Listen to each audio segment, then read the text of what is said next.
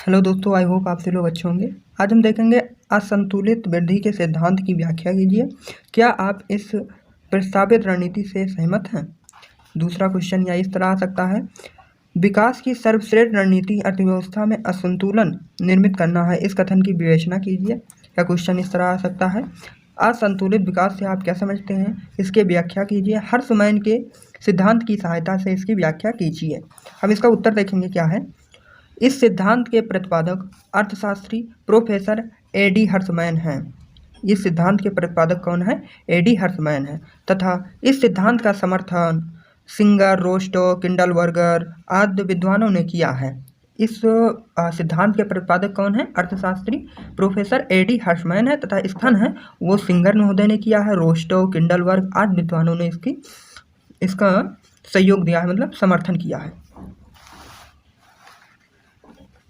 इस सिद्धांत के अनुसार जो अल्प विकसित देश होते हैं, इस सिद्धांत में क्या है कि जो अल्प विकसित देश होते हैं उनके पास पूंजी एवं अन्य पूंजीगत साधनों का अभाव होता है, जिस कारण से ये सभी क्षेत्रों में एक साथ निवेश करने में असमर्थ होते हैं। अतः ये राष्ट्र विकास के लिए अपने सीमित साधनों के कुछ प्रमुख क्षेत्रों में ही निवेश करते हैं। क्या है कि इस सिद्धांत के अनुसार जो प्रोफेसर एडी हर्समैन ने दिया है, इस सिद्धांत के अनुसार जो अल्प विकसित देश होते हैं उनके पास पूंजी एवं अन्य पूंजीगत साधनों का अभाव होता है। जो अल्प विकसित देश हैं उनके पास पूंजी एवं अन्य पूंजीगत साधनों का अभाव होता है, जिस कारण से ये सभी क्षेत्रों में एक साथ निवेश करने में असमर्थ होते हैं। अतः ये राष्ट्र विकास के लिए अपने सीमित साधनों के कुछ प्रमुख क्षेत्रों में ही निवेश करते हैं। के अनुसार असंतुलित वृद्धि से संतुलन, इस सिद्धांत के अनुसार असंतुलित वृद्धि से संतुलित वृद्धि यानी विकास प्राप्त किया जा सकता है। जो ये प्रोफेसर एडी हर्समैन महोदय ने दिया है सिद्धांत,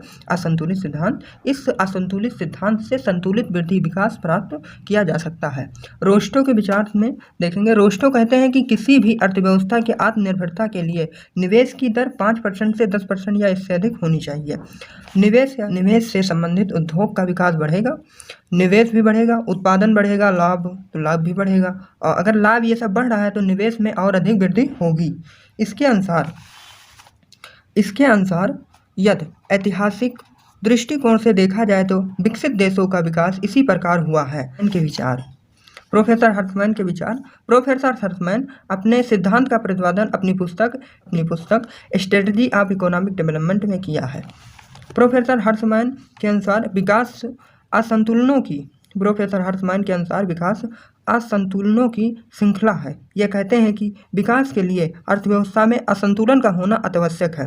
प्रोफेसर हर्समैन क्या कहते हैं कि विकास जो है असंतुलनों की एक श्रृंखला है। ये कहते हैं कि विकास के लिए अर्थव्यवस्था में असंतुलन का होना अत्यावश्यक है।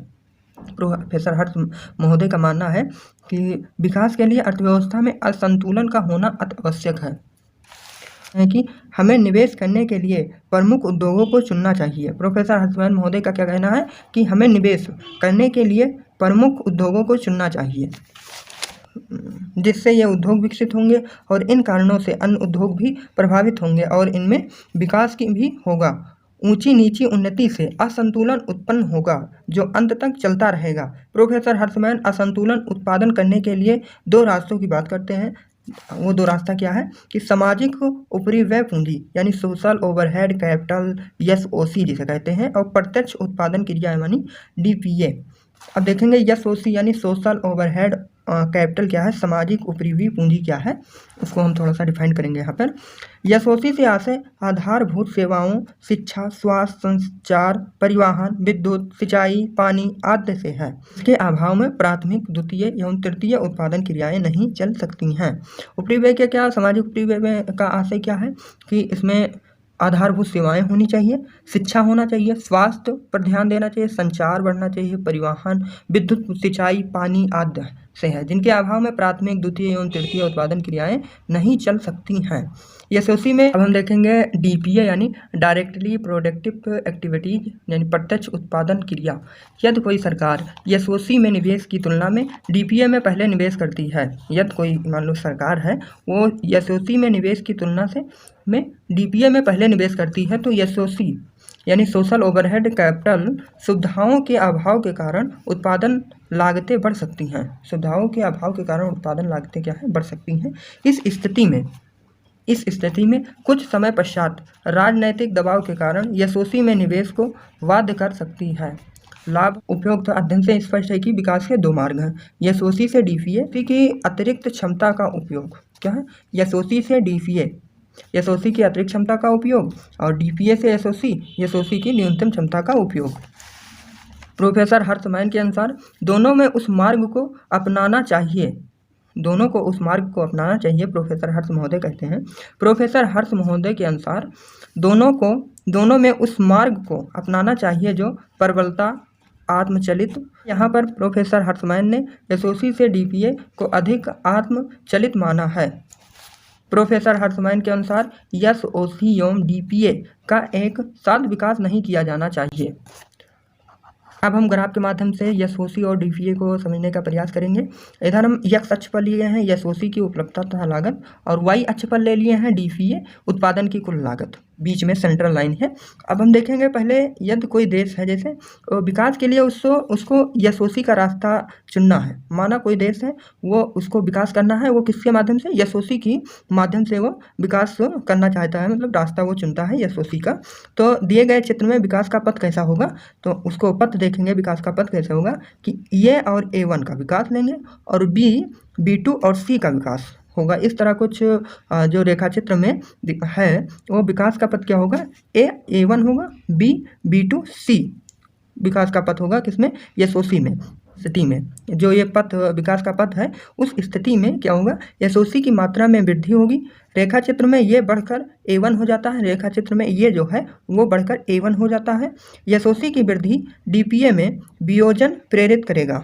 एसओसी की अगर वृद्धि होगी तो डीपीए में प्रोत्साहन होगा, मतलब वियोजन प्रेरित होगा, तथा डीपीए में तब तक वृद्धि होगी जब तक डीपीए में तब तक वृद्धि होगी जब तक डीपीए और एसओसी के मध्य संतुलन बी बिंदु पर स्थानांतरित ना हो जाए, संतुलन बी बिंदु पर स्थानांतरित ना हो जाए।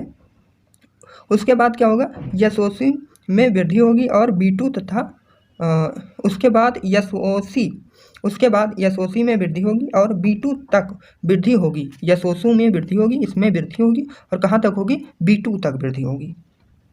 तब डीपीए तब तक बढ़ेगा जब तक संतुलन बिंदु C कायम नहीं हो जाता, और डीपीए जब तक बढ़ता रहेगा जब तक ये वाली बिंदु जो है C वो कायम नहीं हो जाता। सीमाएं देखेंगे। नंबर 1 क्या है? प्रतिरोधों की उपेक्षा सिद्धांत विस्तार के प्रोत्साहन पर संकेंद्रण करता है और असंतुलित वृद्धि के कारण उत्पन्न प्रतिरोधों की उपेक्षा करता है या उन्हें न्यूनतम बना देता है। दूसरा क्या है? इसकी सीमाएं देखेंगे असंतुलन वृद्धि की। दूसरी सीमा क्या है? आधारभूत सुविधाओं का अभाव है। इसमें असंतुलन जो वृद्धि प्रोफेसर हर्षमहोदय ने दिया है उसमें क्या है? आधारभूत सुविधाओं का अभाव है। अल्प विकसित अर्थव्यवस्थाओं की क्षमता से बाहर है, अल्प विकसित जो अर्थव्यवस्था हमारी उससे बाहर, उसकी क्षमता से बाहर है। साधनों की गतिशीलता का अभाव है। इसका निष्कर्ष देखेंगे क्या है? असंतुलन वृद्धि की तकनीक अल्प विकसित देशों के विकास के लिए नई तकनीक मानी जानी लगी है। रूस पहला देश था जिसने इस तकनीक को अपनाया और थोड़े ही समय में अपनी आर्थिक वृद्धि की दर बढ़ाने में सफल हुआ। भारत ने भी द्वितीय पंचवर्षीय योजना के साथ इस तकनीक को अपनाकर उसी मार्ग का अनुसरण किया है। आई होप आप लोगों को वीडियो अच्छा लगा होगा। वीडियो यदि अच्छी लगी है तो लाइक करें, शेयर करें एंड सब्सक्राइब करें।